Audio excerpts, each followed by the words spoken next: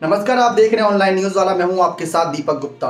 क्या सचमुच विपक्षी एकता पूरी तरीके से तार तार होती नजर आएगी लोकसभा चुनाव 2024 से पहले अगर कांग्रेस पार्टी ने एक फैसला ले लिया तो? ये सबसे बड़ा सवाल है कि क्या विपक्ष सचमुच कांग्रेस को धोखा देगा सिर्फ एक फैसले पर, और वो फैसला क्या है वो आपको बताते हैं। दरअसल राहुल गांधी की सदस्यता गई, सांसद अब है नहीं राहुल गांधी। सुप्रीम कोर्ट और बड़े उच्च न्यायालयों में अभी तक उन्होंने अर्जी दाखिल नहीं की है, यानी याचिका दाखिल नहीं की है कि उनको वापस से उनका पद चाहिए। तो सवाल एक वहां पर बनता है कि अगर सांसद के तौर पर रहे ही नहीं राहुल गांधी तो क्या उनकी जगह कोई और चुनाव के लिए आगे आएगा, और अगर आगे आएगा तो क्या वो प्रियंका गांधी होंगी? अगर ऐसा होता है तो विपक्ष काफी ज्यादा भड़कता नजर आएगा, क्योंकि विपक्ष नहीं बल्कि हर एक पार्टी ये चाहती है किसी ऐसे एक्सपीरियंस और काबिल नेता को वो जिम्मेदारी दी जाए जो उसका हकदार हो। जैसे आम आदमी पार्टी से अरविंद केजरीवाल का नाम है, बिहार से नीतीश कुमार का नाम सामने है, और कहीं ना कहीं पश्चिम बंगाल से ममता बनर्जी और महाराष्ट्र से शरद पवार जैसे बड़े नेताओं के नाम सामने आ रहे हैं। लेकिन ऐसे में अगर कांग्रेस प्रियंका को आगे करती है तो राहुल के नाम पर समर्थन दे रही विपक्षी पार्टी, उनकी सदस्यता जाने के बाद एकजुट हुई पार्टी क्या फिर भी बनी रहेगी? इसके पीछे की वजह की तलाश करें उससे पहले कुछ और जानकारी दे दे कि विपक्षी एकता इस समय कुछ मुद्दों पर एक साथ आई है, सभी मुद्दों पर नहीं। इस बात को लेकर नहीं कि हम राहुल गांधी को ही समर्थन करेंगे, बल्कि उनका मानना यह है कि केंद्र सरकार जिस तरीके से लोकतंत्र की हत्या कर रही है, सांसदों का इस्तीफा हो रहा है। आजम खान का हमने देखा था विधायक के रहते हुए, और उनके बेटे का देखा, साथ ही साथ हमने मनीष सिसोदिया का देखा, सत्येंद्र जैन का देखा, राहुल गांधी का इस्तीफा होते देखा।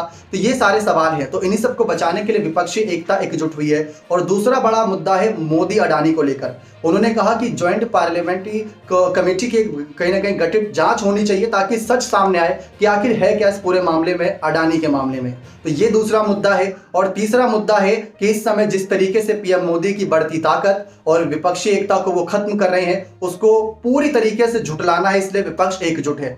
लेकिन अगर मोदी अडानी का रिश्ता पूरी तरीके से जनता के बीच उजागर हो गया लोकसभा चुनाव से पहले, तो क्या करेगा विपक्ष? अगर यहां पर कानून ने कोई ऐसा फैसला ला दिया जो कहीं ना कहीं सांसद विधायक के इस्तीफे को लेकर जुड़ा हुआ हो, तो क्या करेगा विपक्ष? और तीसरा बड़ा मुद्दा, अगर यहां पर चुनाव से पहले किसी अलग एजेंडे पर बीजेपी चली जाती है और विपक्षी एकता की तरफ ध्यान ही ना दे, तो क्या करेगा विपक्ष? सवाल ये तीन खड़े होते हैं। लेकिन पीएम मोदी ने राहुल गांधी की सांसद सदस्यता जाने के बाद ये कहा कि हमारी पार्टी भी 2 सीटों पर थी और 303 सीटों तक का सफर तय किया। ये बात उन्होंने जिस तरीके से कही, जिस अंदाज में कही, बहुत ही शानदार नजर आई। लेकिन अब विपक्षी एकता को लेकर बात करें तो राहुल गांधी इसमें बहुत ही शानदार नजर आ रहे थे, लेकिन सांसद पद जाने के बाद सवाल कई सारे छोड़ गए कि कौन उनकी जगह पीएम का चेहरा बनता नजर आएगा। नीतीश कुमार ने चुप्पी साधे रखी थी, केजरीवाल लगातार मोदी अडानी के रिश्ते पर अब राहुल गांधी की ही तरह सदन में आवाज उठाते नजर आ रहे हैं। ममता बनर्जी कांग्रेस के साथ है, तो अखिलेश यादव बार बार ये कह रहे हैं कि क्षेत्रीय पार्टियों को समर्थन करना चाहिए कांग्रेस पार्टी को।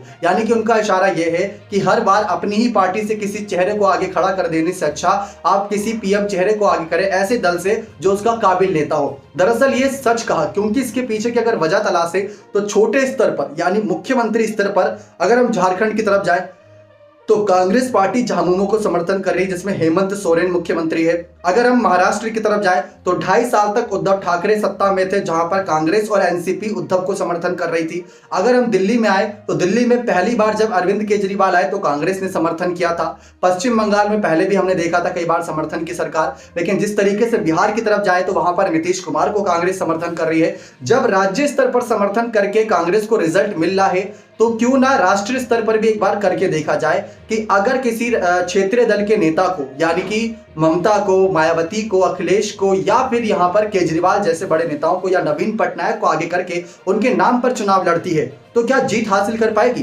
क्योंकि सबसे बड़ी बात यह है कि पहले तो विपक्ष की रणनीति यह होनी चाहिए कि किसी भी तरीके से बीजेपी को हटाया जाए, क्योंकि अगर बीजेपी को नहीं हटाया गया तो बीजेपी विपक्षी पार्टी को खत्म कर देगी। ये बार बार बयान विपक्ष का आ रहा है, तो ये सवाल खड़ा हो रहा है। तो इन्हीं सब मुद्दों को लेकर विपक्षी एकता भी बनी हुई है।